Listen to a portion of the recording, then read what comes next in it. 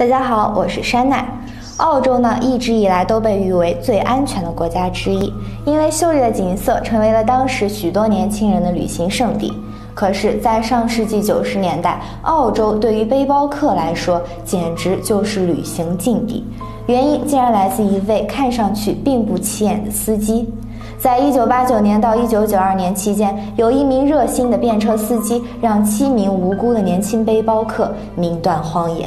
绑架、刀抢、枪击、窒息、殴打，甚至将活着的人斩首，手段之残忍让人不寒而栗。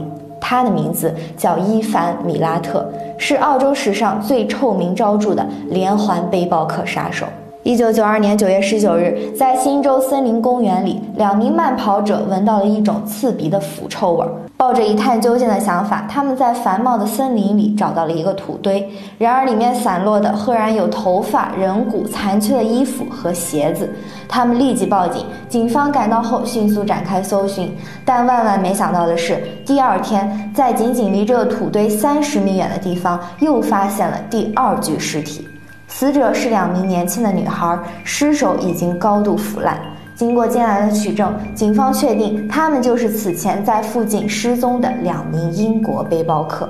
他们生前显然经历了极其残忍的对待，其中1名女孩身中数刀，伤痕穿透胸部和背部，头部则被人用枪疯狂射击。而另1名女孩身上的伤口更加触目惊心，整整35刀深入心肺，连脊椎都被砍碎了。这样残暴的手段几乎闻所未闻，警方竭尽全力搜索多日后陷入了僵局。然而，这只是一场谋杀案的序幕。1年后，又一对来自维州情侣的尸体被当地人发现。不久后的11月初，警方又发现了3名德国背包客的尸体。这7名年轻背包客年龄由19岁到22岁不等，包括3名德国人、2名英国人以及2名澳洲人，共5女2男。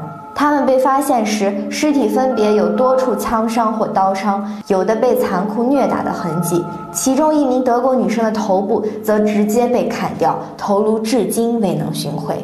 警方焦头烂额，但在茂密的森林里搜集证据无异于大海捞针。直到1993年11月，一通来自英国的电话让这起诡异的连环杀人案件有了方向。打电话的是一位英国小哥，1990年他曾到澳洲，由于身上没有足够的钱，他打算搭便车去悉尼南方找事做。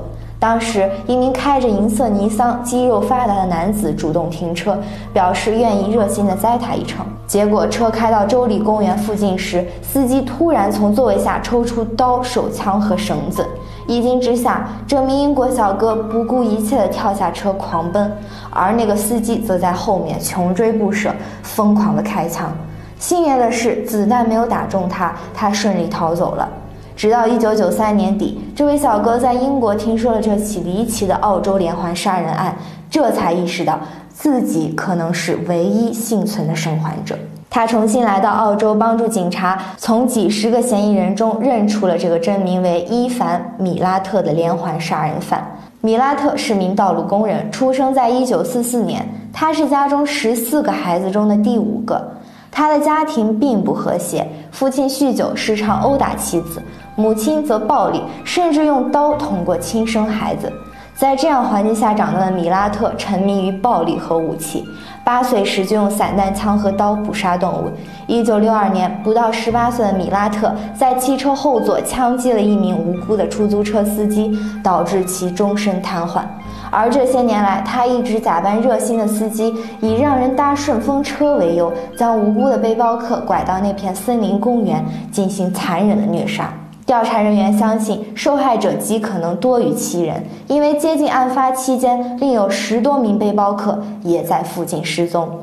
经过近2年的调查和指控，直到1996年7月，米尔特才确定了谋杀等多项罪名。但由于澳洲没有死刑，他被判终身监禁。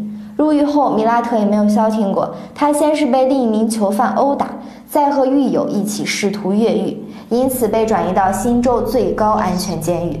随后，他又在监狱里自残，用塑料小刀切断自己的小手指，吞下刀片、钉书钉和其他金属物品等等。还进行过绝食，原因竟然是因为监狱没有优待他。最终，这项离奇杀人案终于被破，但7条年轻的生命却再也回不来了。这桩案件告诉我们一个道理：顺风车真的不要随便坐。好啦，本期内容就到这里，这里是探索笔记，我是珊娜，明晚见。